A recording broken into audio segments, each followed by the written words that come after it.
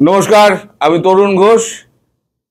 আপনাদের সকলের শুভেচ্ছা, আশীর্বাদ এই নিয়ে আমার ছেলের কালকের অনুষ্ঠান খুব সফলভাবে সম্পন্ন হয়েছে। আমি এবং আমার পরিবারের সবাই আপনাদের এই সাপোর্ট দেখে তারা অভিভূত। তারা আপনাকে অন্তরের অন্তঃস্থল থেকে তারা আপনাদেরকে তাদের কৃতজ্ঞতা জানিয়েছে এবং আমি তো কৃতজ্ঞতা জানাবোই যে এত মানুষ আমায় ভালোবাসতেন। আমি 1500 যদি আমি এই না পেতাম, শুভেচ্ছা বাণী পেতাম, তাহলে আমি নিজেও বুঝতে পারতাম না। আজ পর্যন্ত আমার বোধহয় সব থেকে বেশি শুভেচ্ছা বাণী আজ পর্যন্ত এই প্রথম এসছে। আজ অনেকগুলো খবর আছে, এবার খবরে ফিরি। এতদিন ধরে আমি যে চেঁচিয়ে যাচ্ছিলাম যে চিকেন স্নেকে সৈন্য সমাবেশ হচ্ছে এবং নানান রকম বর্ডার গার্ড সমস্ত রেডি করা হচ্ছে, ওখানে রাফাল উঠছে, ড্রোন উঠছে, যে এতদিন আপনারা কানে নেননি। আমায় যেভাবেই হোক আপনারা দেখে দিয়েছেন। এখন আপনাদের মিডিয়ার কানে জল ঢুকেছে, যদিও তাদের দোষ নেই, তাদের দোষ পুরোপুরি দেবো না, কারণ গভর্নমেন্ট লেভেল থেকে কোনো রকম এত উচ্চবাচ্য করা হয়নি, কনফার্মেশন ছিল না, ফলে তারাই বা বলবে কি করে। ইন্ডিয়া গভর্নমেন্ট যদি কনফার্ম করতো তবে তো বলতো। আজকে ইন্ডিয়া গভর্নমেন্ট কনফার্ম করেছে, আজকে আমাদের এখানে বেরিয়েছে চিকেন থেকে সুরক্ষায় জোর পারস্পরিক সমন্বয়। আনন্দবাজারে বেরিয়েছে, বাঁদিকে দেখুন, ডান দিকে আপনার চিকেন স্টেকের ছবি সহ কোন কোন জায়গায় এইগুলো সৈন্যগুলোকে ব্যাপকভাবে মোতায়েন করা হয়েছে এবং ড্রোন ফোন ওড়ানো হচ্ছে। আমি খবরটা একটু পড়ছি, আপনারা একটুখানি শুনুন মন দিয়ে, তাহলে আপনারা বুঝতে পারবেন যে খবরের আপনার গভীরতা কতটা এবং তার ব্যাপকতা কতটা। কারণ যে মানে 7 কর্মদিবস এ করে দেওয়া হয়েছিল, তার সঙ্গে কিন্তু এই খবরের কিন্তু লিঙ্ক ওতপ্রোতভাবে জড়িত। আমি খবরটা আগে পড়ি। সাম্প্রতিক আবহে বাংলাদেশ সীমান্ত লাগোয়া চিকেন স্নেক এবং শিলিগুড়ি করিডোরকে সুরক্ষিত রাখতে জোর দেওয়া হলো বিভিন্ন বাহিনীর পারস্পরিক বোঝাপড়ায়। বাংলাদেশের সাম্প্রতিক পরিস্থিতি, দিল্লি বিস্ফোরণের প্রেক্ষিতে শনিবার শিলিগুড়িতে কেন্দ্রীয় গোয়েন্দা সংস্থার দপ্তরে একটি বৈঠকে বিভিন্ন বাহিনীর বৈঠকের সমন্বয় মজবুত করা নিয়ে আলোচনা হয়েছে। উত্তরবঙ্গ এবং সিকিমের দায়িত্বে থাকা সেনাবাহিনীর 33 কোরের এক শীর্ষ আধিকারিকের কথায় 33 কোরের নাম কিন্তু আমি বহুদিন ধরে বলছি। শীর্ষকর্তার কথায় বিভিন্ন বাহিনীর মধ্যে দেশের নিরাপত্তা সংক্রান্ত তথ্য আদান প্রদানের স্বার্থে নিয়মিতভাবে এই ধরনের বৈঠক হয়। তবে চিকেন স্নেকের গুরুত্বকে অক্ষত রাখতে প্রত্যেক বাহিনী নিজের মতো করে কাজ করলো। এবার সমন্বয় বৃদ্ধিতে জোর দেওয়া হচ্ছে। সংশ্লিষ্ট মহলের কথায় নিয়মিত বৈঠক হলেও বর্তমান পরিস্থিতিতে এই বৈঠকের বাড়তি গুরুত্ব রয়েছে। কারণ বাড়তি গুরুত্ব এই কারণে রয়েছে, কি করা হচ্ছে সেটা হচ্ছে বাড়তি গুরুত্ব। যেটা যুদ্ধ পরিস্থিতিতে যেগুলো করা হয় সেইগুলো করা হচ্ছে। এবারে বাকি খবরটুকু পড়ছি।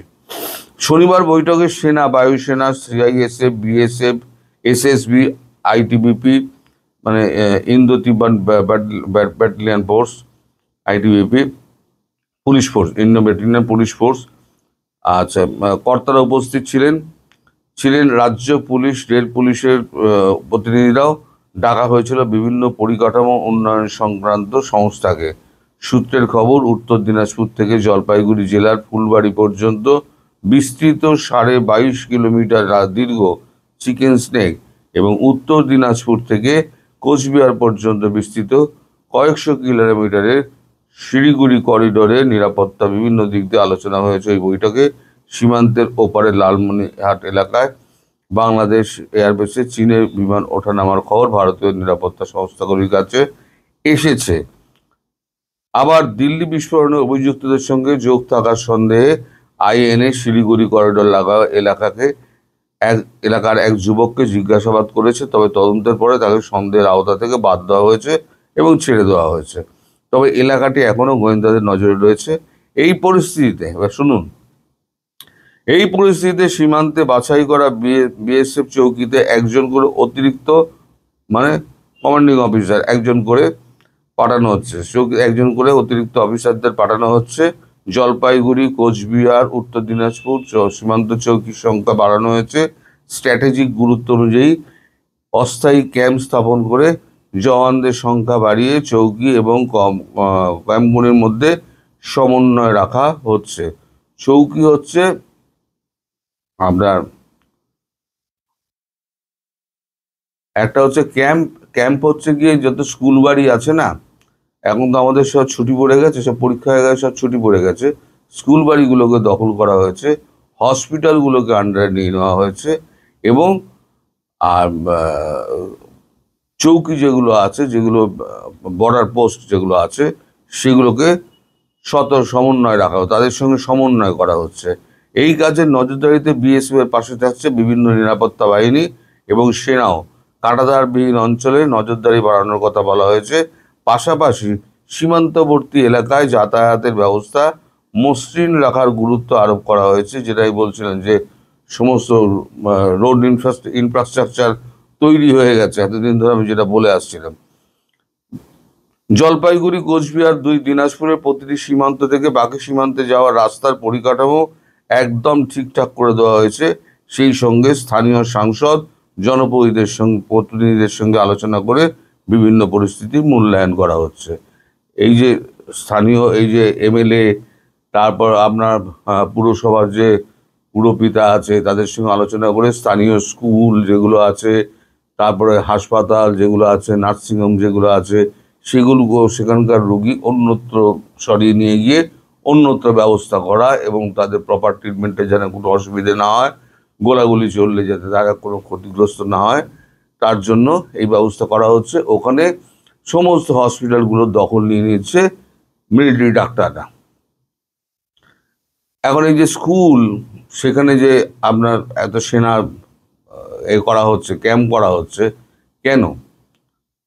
একটা একটা সেনা তো ওখানে রয়েছে, এবার সেনা আস্তানা আবার করা হচ্ছে কেন?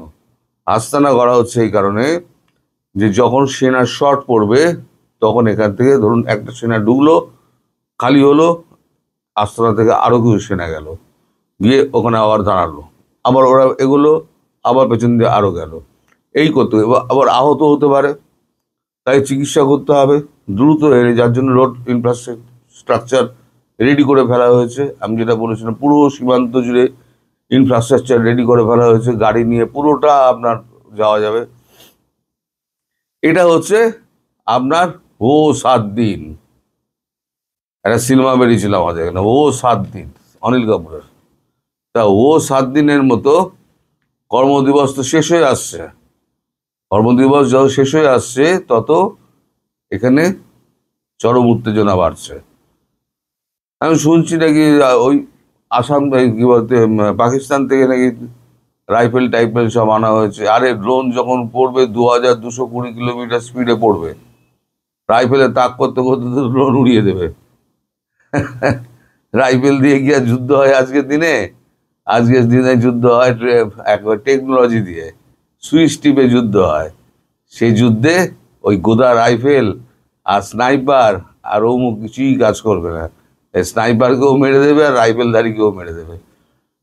তো যে আরো একটা গুরুত্বপূর্ণ ঘটনা ঘটেছে, যেটা হচ্ছে মঙ্গলবার ভোর রাতে উলফা এর মেজর জেনারেল অরুণ উদয় দাহেরা, একে আসামের জঙ্গল থেকে আমার সিকিউরিটি ফোর্স একে অ্যারেস্ট করেছে। এই উলফা এর একজন টপ লিডার ছিল, এবং তারপরে সে স্বীকার করেছে বাংলাদেশের সঙ্গে তার যোগ। বাংলাদেশ সীমান্ত কোথা থেকে তাদের অস্ত্র আসে, সেই সমস্ত জায়গাও সে দেখিয়ে দিয়েছে। ফলে সেই জায়গাগুলোকে সিকিওর করা হয়েছে। কালকে আমি যে খবরটা করেছিলাম, এই জামায়াত সমস্ত, কাল না পরশু দিনকে জামায়াত বলেছে যে তারা কার্নেজ করে দেবে, গণহত্যা করবে যদি গণভোট হয়। তারপরে তারা এই খবরটা আমার বেরোনোর পর তারা গতকালকে 4টে কাগজের অফিসে গিয়েছে, ইত্তেফাক, সমকাল, যুগান্তর এবং ডেইলি স্টার। এই 4টে কাগজ গিয়ে তাদের সম্পাদকদের সঙ্গে মিট করে তাদের বোঝানো হয়েছে যে এই সমস্ত খবর ভুয়ো এবং ভিত্তিহীন, এগুলো সমস্ত বলা হয়েছে। তারপরে এবার সম্পাদকরা কি করবে সে সম্পাদকদের ব্যাপার। আচ্ছা, কমনওয়েলথের যিনি মাথা মানে লিড করছেন, তিনি গতকালকে ব্রিটেন, কানাডা, ইন্ডিয়া, তুর্কি, ইউরোপিয়ান ইউনিয়ন, সৌদি আরব, এদের সঙ্গে সবার সঙ্গে একটা 5 তারা হোটেলে একটা মিট করেছেন। মিট করে তাদের মধ্যে কথা হয়েছে। সেখানে উপস্থিত ছিলেন প্রণয় ভার্মা, আমাদের ভারতবর্ষের যিনি রাষ্ট্রদূত আছেন, প্রণয় ভার্মা উপস্থিত ছিলেন। সব থেকে উল্লেখযোগ্যভাবে ট্রেসি জ্যাকবসন, তিনি অনুপস্থিত দেশে থাকলেও তার হয়ে কেউ একজন ওখানে উপস্থিত বৈঠকে হয়, কিন্তু তিনি উপস্থিত হননি। ফলে এখানে একটা প্রশ্নচিহ্ন দেখা যাচ্ছে যে আমেরিকা হয়তো কোনো গ্রিন সিগন্যাল দিচ্ছে। আর এটা আরও পাকা হচ্ছে আগামীকাল পরশু পল কাপুর আমাদের দেশে আসছেন। আগে ঠিক ছিল পল কাপুর বাংলাদেশ হয়ে ভারত হয়ে পাকিস্তান যাবেন, এখন শোনা যাচ্ছে আগে ভারতে আসবেন, তারপর বাংলাদেশ হয়ে, তারপর তিনি পাকিস্তান যাবেন, হয়ে তিনি বেরিয়ে যাবেন। ফলে তিনিও সামগ্রিক পরিস্থিতি একটু বোঝার চেষ্টা করবেন এবং কমনওয়েলথের রয়েছে শীর্ষকর্তা রয়েছে, তার সঙ্গেও তার একটা আলোচনা হবে। আজকে আমাদের ভুটানের প্রধানমন্ত্রী আজকে ফিরে যাচ্ছেন। আর 2টো মৌ স্বাক্ষর করার জন্য ভুটানের প্রধানমন্ত্রী বাংলাদেশ সফরে আসবেন, এটা তো মানা খুব মুশকিল দাদা। ভুটানের যে কোনো মন্ত্রী বা যে কোনো সচিব এসে ওই 2টো মৌ স্বাক্ষর করে দিয়ে চলে যেত। আসলে মৌ স্বাক্ষর যেটা হচ্ছে সেটা হচ্ছে সামনের দিকে একটা ফেস অফ দ্য ফ্যান। এখন পেছনে যে গল্পটা হচ্ছে সেটা হচ্ছে ভারতবর্ষের সতর্ক বাহিনী, কারণ সতর্ক বাণী, যেহেতু 7 কর্মদিবস শেষ হচ্ছে, এদিকে সেনাবাহিনী তোড়জোড় করছে, স্কুল ফাঁকা হচ্ছে, হসপিটাল ফাঁকা হচ্ছে, ক্যাম্প বাড়ানো হচ্ছে, প্রত্যেকটা ক্যাম্পে একটা করে মানে কমান্ডিং অফিসার যাদের নেতৃত্বে আর কি থাকে, আর কমান্ডিং অফিসার যা বলবে কমান্ড তাই শুনবে। একদম কমান্ডিং অফিসারের নেতৃত্বেই কিন্তু সমস্ত কিছু হয়। এটা আপনাদের দেশের সেনাবাহিনীও এটা জানে। আপনাদের 26 অক্ষরের ওই ল্যাজমোটা ছিল না, আসিফ মামু, সজীব ভুঁইয়া, আমি বলেছিলাম তিনি দুবাই যাচ্ছেন। প্রকাশ পেয়েছে তিনি দুবাইতে 2টো মোবাইল শোরুম কিনেছেন, সম্ভবত 23 কোটি টাকা দিয়ে 2টো মোবাইল শোরুম কিনেছেন। ওখানে গিয়ে কাজকর্ম করে খাবেন টাবেন, এই সমস্ত বলা হচ্ছে। আর একটা জিনিস বলা হচ্ছে, আর একটা বড় ঢপবাজি করা হচ্ছে, মিথ্যে কথা বলা হচ্ছে আপনাদের। সেটা হচ্ছে হাসিনাকে প্রত্যর্পণ চেয়ে চিঠি দেওয়া হয়েছে ভারতবর্ষকে। ভারতবর্ষে কোনো চিঠি পিঠি দেওয়া হয়নি আজ পর্যন্ত। সকাল পর্যন্ত খবর নিয়ে বলছি, ভারতবর্ষ এমন কোনো চিঠি পায়নি। আর একটা জিনিস আপনারা খেয়াল করুন, যেদিকে এই চিঠি দেওয়ার কথা বলে সেদিনকে ছিল কি সেদিনকে ছিল কি শুক্রবার, আপনার ছুটির দিন। আবার ওই দিনকেই ভোরবেলা ভূমিকম্প হয়েছে। তাহলে ভূমিকম্পে যখন দেশ একেবারে মানে বিপর্যস্ত, তখন দেশের সমস্ত সমস্যা ছেড়ে শেখ হাসিনাকে ফেরানোর এক্সট্রাডিশন চিঠি দেবে, আর সেই চিঠি বলবে বা ভারতবর্ষ বলবে আমি পাইনি। আগে তো প্রাপ্তি স্বীকার করেছিল, এখন তো প্রাপ্তি স্বীকার করবে তো, হ্যাঁ চিঠিটা পেয়েছি। চিঠির উত্তর দিল কি দিল না তো পরের কথা। যে এই যে ঢপবাজিগুলো আপনাদের সঙ্গে করা হচ্ছে না, এগুলো পুরো একদম মানে আপনাদের বোকা বানানোর খেলা চলছে। এই বোকা বানানোর খেলা থেকে আপনারা বেরিয়ে আসুন। এই সরকারের কিছু নেই, হাড় মাংস গলে গলে পড়ে যাচ্ছে। এখন 4 দিক দিয়ে বলেছি না, 4 দিক দিয়ে ইউনূস এখন ঘেরাটোপে পড়ে গেছে। কিন্তু কেল্লাদার যারা আছে না, তারা খিল বন্ধ করে দিয়ে, কেল্লা বন্ধ করে দিয়ে পালিয়ে গেছে, ইউনূস আটকে পড়েছে। বিএনপি যেতে দেবে না, জামাত যেতে দেবে না, এনসিপি যেতে দেবে না, আর বেরোতে পারলে আওয়ামী লীগ দিয়ে ধরতে পারে তারা তো পিটিয়ে লাশ করে দেবে। ফলে এখন আপনাদের এই যে উপদেষ্টা প্রধান যিনি আছেন মোহাম্মদ ইউনূস, তিনি খুব বিকায়দায় পড়ে গেছেন। আর এখন কয়েকটা দিন হয়তো বাকি আছে, তারপর যে কোনো দিন আপনার টপাটপ টপাটপ টপাটপ করতে শুরু করবে।